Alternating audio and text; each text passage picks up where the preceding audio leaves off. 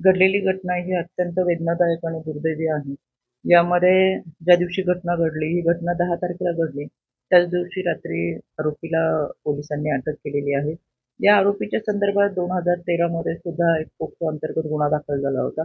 यामध्ये काही कालावधीची शिक्षा भोगून बाहेर आल्यानंतर या आरोपीने त्या 2013च्या घटनेमध्ये संबंधित व्यक्तींना ज्यांनी मदत केली, तो मनामध्ये राग ठेवून हे कृत्य केलेलं आहे. त्याच्यामध्ये खरं तर ही राक्षसी वृत्ती आहे. माणसांच्या कल्पामध्ये वावरणारी ही हिंस्र स्वभाव आहेत. याच्यामध्ये 2024ला सुद्धा संबंधित मुलीचा जो विनयभंग झाला होता, त्याच्यानंतर ती जी घटना आहे, याच्यामध्ये मुलीचा मृतदेह हा विहिरीत आढळून आला होता. ती केस सुद्धा आता एस-पी साहेबांकडून रिओपन केली जाईल. त्याच्या मागच्या केसच्या मध्ये काही इथल्या ग्रामस्थांच्या म्हणण्यानुसार काही त्रुटी राहिलेल्या, की तपास पूर्णपणे किंवा व्यवस्थित झालेला नाहीये. तर असं काही असेल तर आम्ही त्यावेळेच्या सुद्धा तपास यंत्रणेच्या माध्यमातून सगळे पुरावे गोळा करू. याच्यामध्ये त्यांना काही माहिती द्यायची असेल, अजूनही त्यांच्याकडे काही पुरावे असेल, तर ते एकत्रित करू. त्या घटनेच्या संदर्भातले तो तपासही पूर्ण होईलच. आत्ताच्या घटनेमध्ये सुद्धा फॉरेन्सिक लॅबचा अहवाल हा तातडीने आम्हाला मिळेल. तो अहवाल तर येईलच. तो पुरावा म्हणून कोर्टामध्ये सादर केला जाईल. याच्यामध्ये DNA टेस्टचा अहवाल जो आहे, तोही लवकर मिळेल आणि ह्या सगळ्या पुराव्यांना घेऊन कोर्टात ही बाजू अतिशय ताकदीने मांडली जाईल, जेणेकरून आरोपीला फाशीची शिक्षा होईल. याच्यासाठी आयोग म्हणून सुद्धा आम्ही याच्यामध्ये पाठपुरावा करू.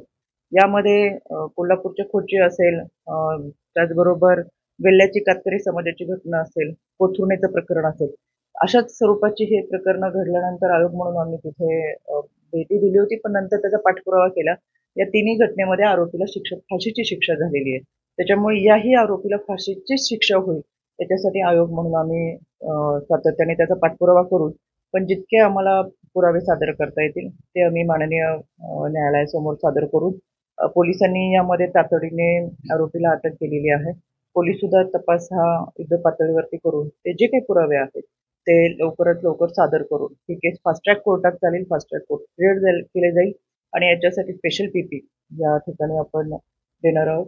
दुसरी गोष्ट शेवटी ही घटना जी आहे ती अत्यंत दुर्दैवी आहे. हे कुटुंब खरं तर अतिशय हलाखीच्या परिस्थितीमध्ये काबाड कष्ट करून आयुष्य जगते. त्याचबरोबर त्यांना आर्थिक सहाय्यही जे द्यायचंय, आमचा जिल्हा महिला बालविकास विभाग असेल, पोलिसांनी ती पूर्ण कागदपत्रांची पूर्तता केलेली आहे.